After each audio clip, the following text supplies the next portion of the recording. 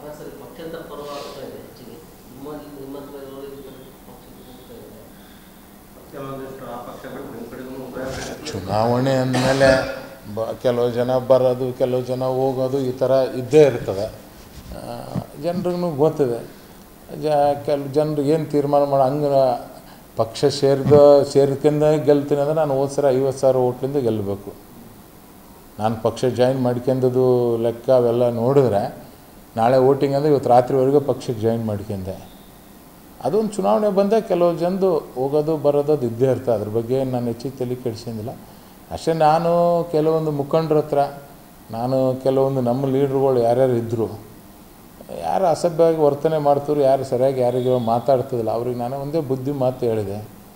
ನಾನೇ ಯಪ್ಪ ಹೆಣ್ಣಂದ ಹೋದಾಗ ನನಗಿಂತ ನೀವು ಯಪ್ಪ ಹೆಣ್ಣಂತ ಇದು ಮಾಡ್ಬೇಕಾಗ್ತದೆ ಹೊರತಾಗಿ ಆ ಥರ ಇಲ್ಲ ಅಂದ ಕೆಲವೊಂದು ಜನಕ್ಕೆ ಬೇಜಾರಾಗಿರ್ತದೆ, ಹೋಗ್ತಾರೆ. ಕೆಲವು ಜನ ಏನೇನೋ ಯೋಚನೆ ಮಾಡಿ ಯಾವತ್ತೋ ಒಂದು ಬ್ಲ್ಯಾಕ್ ಮೇಲ್ ಮಾಡೋಕ್ಕೆ ನೋಡಿದ್ರು. ಅವ್ರಿಗೆ ನಾನೇ ಕೈ ಮುಗಿತೀನಪ್ಪ, ಶಾಲು ಹಾರ ಹಾಕ್ತೀನಿ, ದಯವಿಟ್ಟು ಹೋಗ್ರಿ ಅಂತ ನಾನೇ ಅವರಿಗೆ ಬೀಳ್ಕೊಡೋ ಸಮಾರಂಭನ ಕೆಲವು ಜನಕ್ಕೆ ಇಟ್ಕೊಂಡಿದ್ದೀನಿ. ಯಾಕಂತಂದರೆ ಒಂದು ತತ್ವ ಸಿದ್ಧಾಂತ ಮೇಲೆ ರಾಜಕೀಯ ಮಾಡಬೇಕಾಗ್ತದೆ. ಅಧಿಕಾರನೇ ಎಲ್ಲನೂ ಮುಖ್ಯ ಇರೋಂಗಿಲ್ಲ. ಕೆಲವೊಂದು ಜನ ಅಧಿಕಾರ ಸಿಕ್ತಪ್ಪ ಅನ್ನೋಣ, ಅದ್ರ ಅಧಿಕಾರ ಇಷ್ಟು ಬರ್ತದೆ, ಯಾರು ಗೆದ್ದಿಸಿರ್ತಾರೋ ಅವರಿಗೆ ಜನರಿಗೆ ಬೇಸರ ಆಗೋ ರೀತಿಯಲ್ಲಿ ನಡ್ಕೊತಾರೆ. ಅಂಥವ್ರು ಅವಶ್ಯಕತೆ BJP ಪಕ್ಷಕ್ಕೂ ಇಲ್ಲ, ನಮಗೂ ಇಲ್ಲ, ಯಾರ ರಾಜಕಾರಣಿಗಳಿಗೂ ಇಲ್ಲ.